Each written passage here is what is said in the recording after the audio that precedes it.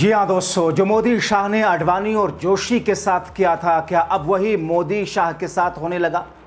जाग उठा मार्गदर्शक मंडल, बंद कमरे में आरएसएस के संग बैठक। बहुत स्वागत है आप सभी का। आप देख रहे हैं द राजनीति का विशेष सेगमेंट खबर और विश्लेषण। मैं हूं जब्बार खान। तो क्या दोस्तों वाकई वक्त का पहिया घूम चुका है?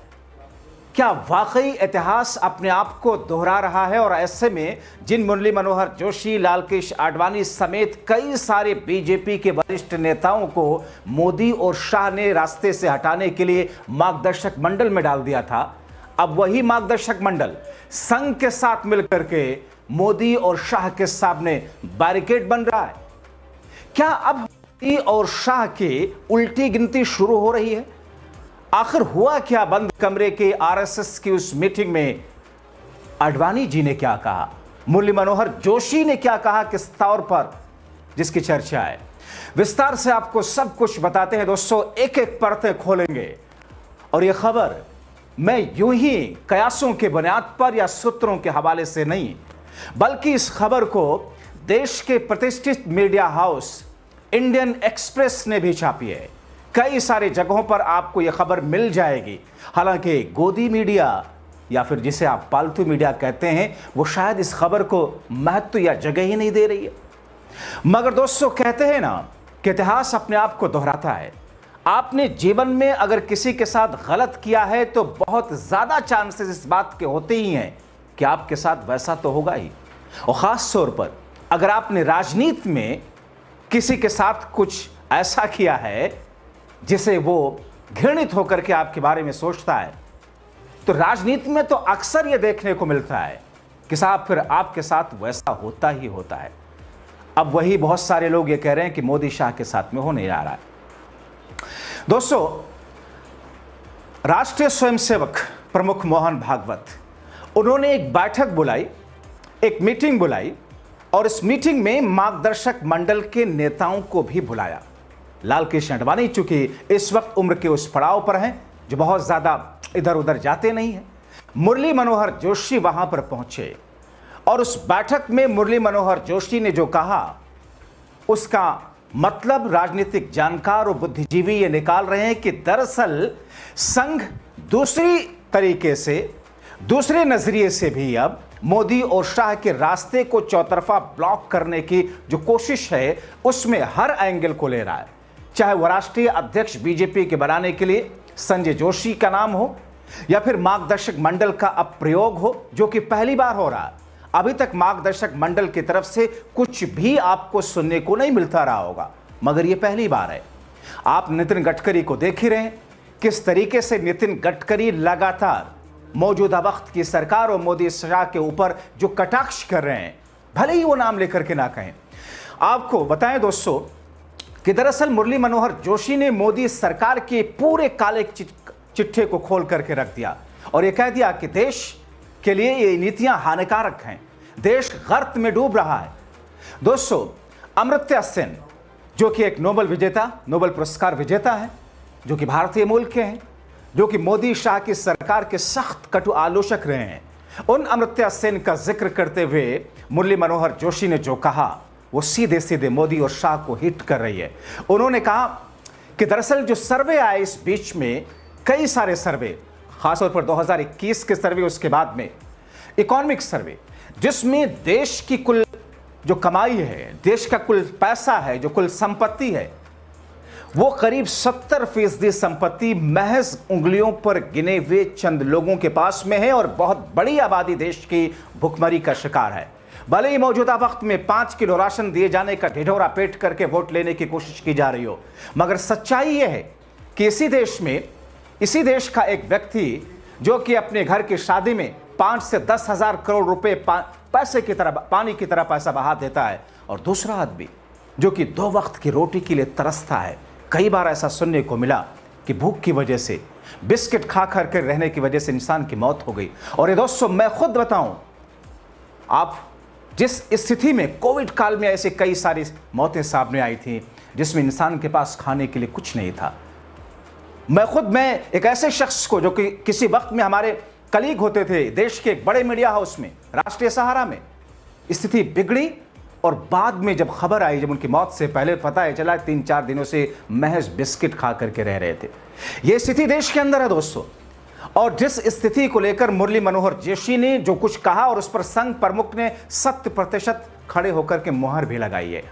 मुरली मनोहर जोशी ने कहा कि देश का पर कैपिटा, जिस पर कैपिटा से देश की खुशहाली और देश की इकॉनमी तय होती है, मगर हम ये ढिढोरा पीटते हुए देखते हैं पालतू मीडिया में कि किस तौर पर देश की जीडीपी ग्रोथ कर रही है, देश के अंदर खुशहाली है। आप हंगर इंडेक्स विश्व का उठा करके देख लीजिए।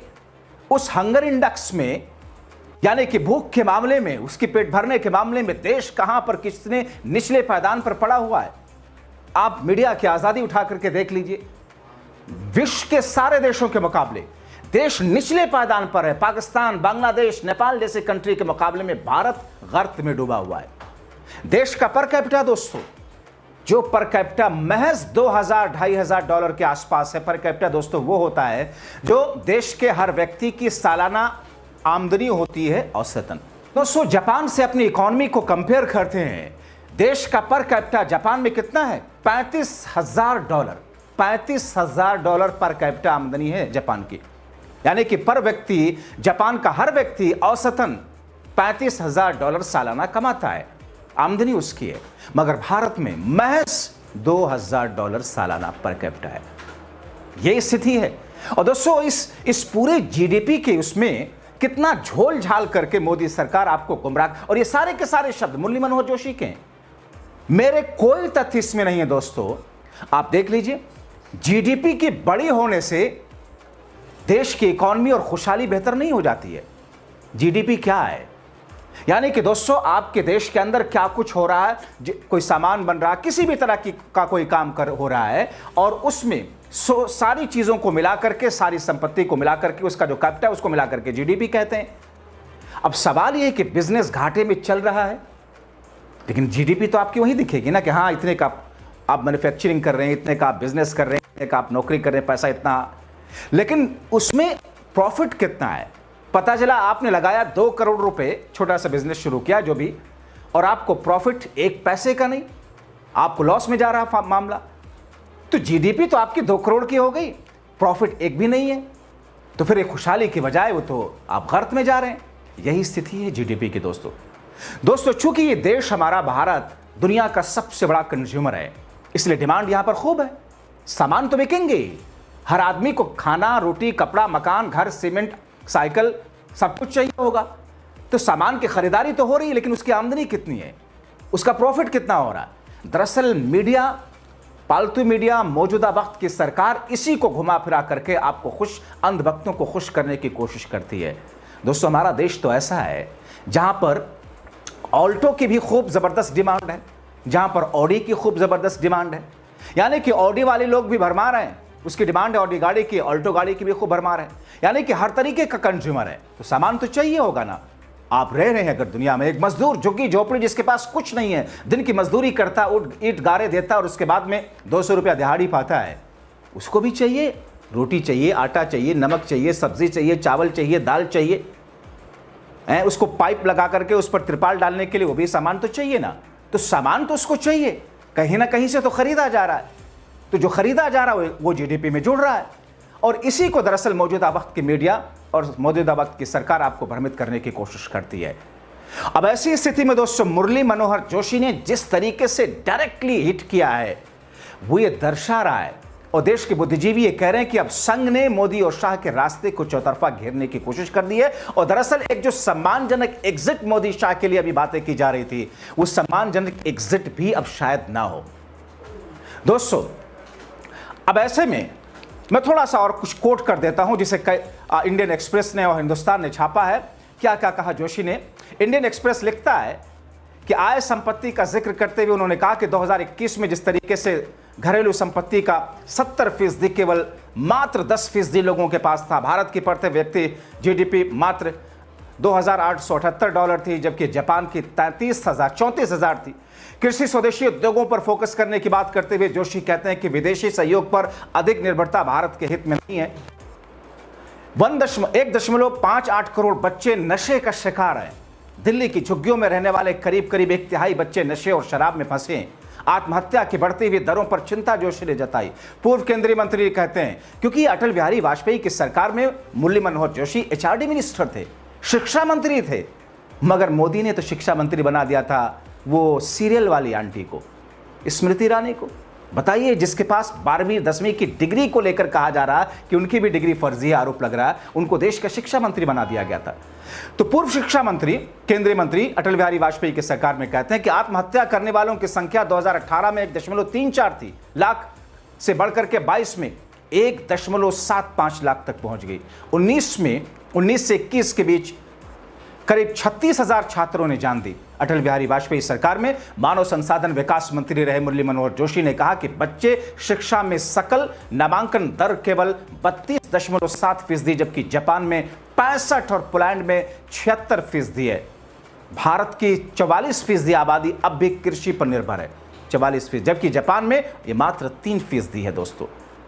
इसके आगे जोशी ने जो कहा वह सीधे सीधे मोदी शाह की चेतावनी है। चेतावनी देते हुए जोशी कहते हैं कि आर्टिफिशियल इंटेलिजेंस सामाजिक असमानताओं को और गहराने वाला है। हालिया प्राकृतिक आपदाओं, हिमालय सड़कों को चौड़ीकरण को लेकर चिंता जताते हुए कहा भारत क्लाइमेट इमरजेंसी की ओर बढ़ रहा है। ये जो सारे बिंदु उन्होंने दिखाए दोस्तों, दरअसल इन पर चर्चा तो मीडिया में होनी चाहिए। ये सारे बिंदु तो विपक्ष उठाता है, मगर इन्हीं बिंदुओं को अब मार्गदर्शक भी उठाने लगा संघ के प्लेटफॉर्म पर। इसके बाद संघ प्रमुख मोहन भागवत बोले और जब खड़े हुए बोलने के लिए उन्होंने कहा कि मुरली मनोहर जोशी की इस चिंता और चेतावनी पर पूरे तौर पर मैं समर्थन करता हूं। जोशी जी के एक एक शब्द सत्य हैं। ये मोहन भागवत के शब्द थे। हालांकि बाद में वहां पर यह भी कहा गया कि देखिए, इसे सरकार की आलोचना के तौर पर ना देखा जाए, मगर दोस्तों कोई मासूम तो इतने हैं नहीं कि मुरली मनोहर जोशी मार्गदर्शक मंडल के लोगों को संघ प्रमुख बुला करके उस बैठक में उनसे बुलवाते हैं, मगर पालतू मीडिया इसे उस हिसाब से स्पेस नहीं देता है। अब दोस्तों, मार्गदर्शक मंडल जिस हिसाब से सामने उठ करके, आपने नहीं देखा होगा मुरली मनोहर जोशी को इस तरीके से बीते दिनों में, हाल के दिनों में कुछ ज्यादा बोलते हुए। हालांकि ये साहब मोदी साहब वही हैं जिन्होंने जिस आडवाणी और जोशी की बीजेपी जानी जाती थी अटल बिहारी वाजपेयी के साथ में, उसी आडवाणी और जोशी को एक वक्त में राम मंदिर के उद्घाटन के मौके पर उनको न्योता तक नहीं दिया गया था। बाद में मीडिया में खूब चर्चाएं हुई, फिर जाकर के उनके पास न्योता भेजा गया। ऐसी खबरें रही हैं। और अब दोस्तों, क्योंकि पता था सरकारों को, हमारे सरकारों का मतलब दोनों साहब को, शाह साहब को और साहब को, कि अगर अडवाणी जी आए तो राम मंदिर आंदोलन के मुख्य चेहरा तो वही रहे हैं, मीडिया कैमरे का फोकस अडवाणी जी पे रहेगा। और साहब को तो ये गवारा नहीं कि जिस दौरान मैं सब कुछ जजमान से लेकर के सारी चीजें बना रहा हूं, फोकस कैमरे का मेरे के बराबर किसी और पर भी जाए। तो वैसी स्थिति में दोस्तों, क्या वक्त का पहिया घूम चुका है? क्या मार्गदर्शक मंडल भी अब इन्हें मार्गदर्शक मंडल में भेजने की तैयारी में है? आप क्या कहते हैं? अपनी राय कमेंट बॉक्स में जरूर लिखें। अभी के लिए इतना ही, बहुत शुक्रिया।